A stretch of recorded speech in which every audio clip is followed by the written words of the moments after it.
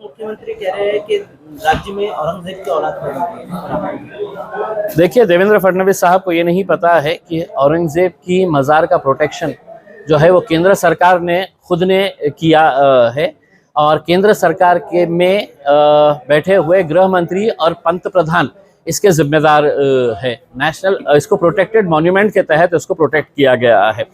मैं देवेंद्र फडणवीस साहब से उम्मीद ये कर रहा था कि वो भाषा का अच्छा इस्तेमाल करें। केंद्र वो महाराष्ट्र के उप मुख्यमंत्री है, होम मिनिस्टर है, उनके हाथ में पूरा पुलिस डिपार्टमेंट है, साथ ही महाराष्ट्र के मुख्यमंत्री भी रहे हैं। मैं भी ये मानता हूँ जब वो कहते हैं कि औरंगजेब की औलादें बहुत कहाँ से आ गई है, हमको समझ में नहीं आता। मैं भी यही कहना चाह रहा हूँ कि साहब औरंगजेब हो गए हैं आपके, क्या नाम है बताया, गोडसे की भी औलादें बहुत ज़्यादा पैदा हो गई है। तो इसके ऊपर सब देखिएगा आप, कैसा पैदा हो गई है, क्या हो गई है करके उसमें। तो हमारा ये कहना है कि आप या तो एक लिस्ट बना ले और लिस्ट बनाकर ये डिक्लेयर कर दे देश के अंदर, आपके हाथ में कानून तो है ही, अब आप हुक्मशाही चला रहे हैं देश के अंदर, तो बता दें कि मेरे मोबाइल के अंदर अगर टीपू सुल्तान की फोटो रहेगी तो इम्तियाज जलील तुम जेल में चले जाएंगे करके, इसमें अकबर बादशाह की फोटो रहेगी तो इम्तियाज जलील जेल में चले जाएंगे उसमें, इसमें है तो किन किन, हाँ इसमें टीपू सुल्तान की रहेगी तो जेल में चले जाएंगे। हाँ, तो ऐसी लिस्ट बना ले आप, औरंगजेब की रहेगी, हुमायूं की रहेगी, किस किस की रहेगी नहीं रहेगी करके इसका डूज एंड डोंट्स बना दे तो हमको समझ में आ जाएगा कि किसकी रखना है किसकी नहीं रखना है करके। हो ये रहा है, कोई तो भी एक रख डाल रहा कहीं तो भी, और उसके लिए पूरा कोल्हापुर शहर बाहर निकल जाता है दंगा करने के लिए। शर्म आई है कोल्हापुर के लोगों को कि जिस शहर से तुम ताल्लुक रखते हैं वो छत्रपति शाहू महाराज का शहर है। गारंटी के साथ मैं बोलता हूं कि तुमको 1% भी नहीं पता है कि छत्रपति शाहू महाराज का योगदान क्या रहा है, वो किन समाज के लिए काम करे, उन्होंने मानवता के लिए काम करे, उन्होंने जाति धर्म के लिए कभी भी काम नहीं किया। मुसलमानों के स्कूल बनाए थे, मुसलमानों के लिए हॉस्टल्स बनाए थे उन्होंने, वो छत्रपति शाहू महाराज के लिए है। तो तुम इस तरह के शहर में निकल के है तो दंगा करते हैं, और क्या वजह है? सिर्फ एक ही आ जाता है, मकसद साफ है कि भारतीय जनता पार्टी को और उनके जितने भी सहयोगी पक्ष हैं उनको सबको मालूम है कि अगर इस राज्य के अंदर, इस देश के अंदर अगर हमने दंगे नहीं करवाएंगे तो आगे सत्ता में आना हमें बड़ा मुश्किल हो जाएगा। पोलराइजेशन करो तो वो अचानक, मैं तो देवेंद्र फडणवीस साहब से पूछ रहा कि साहब अचानक ऐसा क्या हो गया है कि आप सत्ता में आए हैं और अचानक औरंगजेब के पोस्टर है तो लोग लेके बाहर निकल रहे हैं।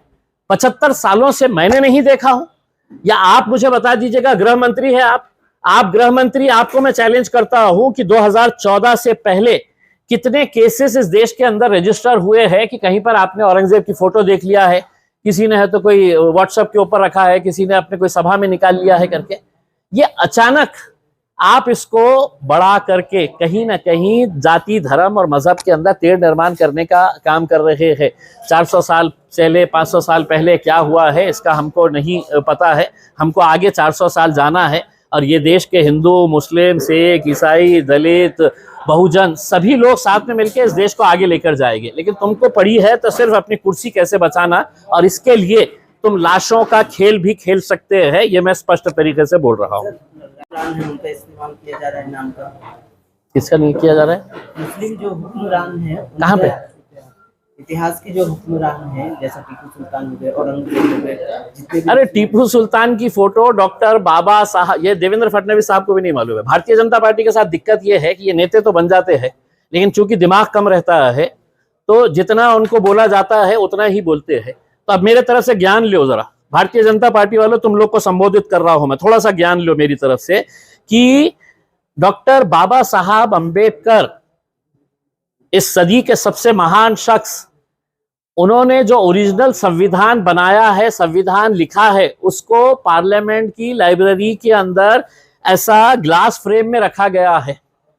तो वो मुझे देखने का मौका मिला और उसमें कई सारे महापुरुषों की फोटो है, कई सारी देवी देवताओं की फोटो है, उसमें टीपू सुल्तान की भी फोटो है।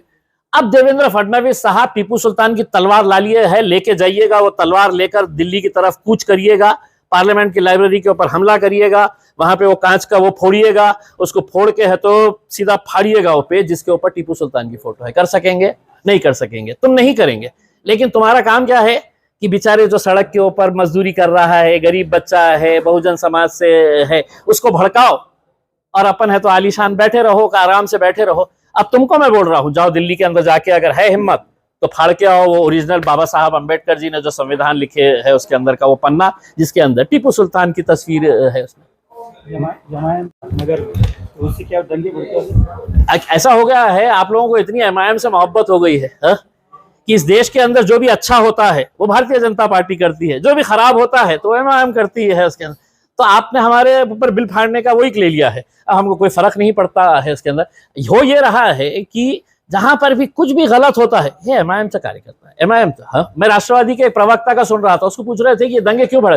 देखो एमआईएम पार्टी ऐसी है, अबे तू अपने बारे में बोल बे, तेरी पार्टी के बारे में बोल, उसमें मेरे ऊपर काहे के लिए चले आते हैं इसके अंदर। तो सर आपने कहा था कि उसको ओपनिंग आप मैंने कल के दिन ही बॉम्बे गया था, मैंने कल के दिन मुंबई में जाके जो माइनॉरिटी सेक्रेटरी है वो नए सेक्रेटरी आए हैं, मैंने चीफ मिनिस्टर के उनके जो सेक्रेटरी है उनको भी पत्र दिया हूं कि हमारा हज हाउस बन के पूरी तरीके से तैयार है, आप आइए और आके इसका उद्घाटन करिए। मेरा मकसद ये है कि मैं उनको लाना इसलिए चाह रहा हूं कि हज हाउस के बहाने है तो आम खास मैदान के अंदर भी कुछ काम करवा लेंगे करके उसमें, नहीं तो मैं खुद डालता था।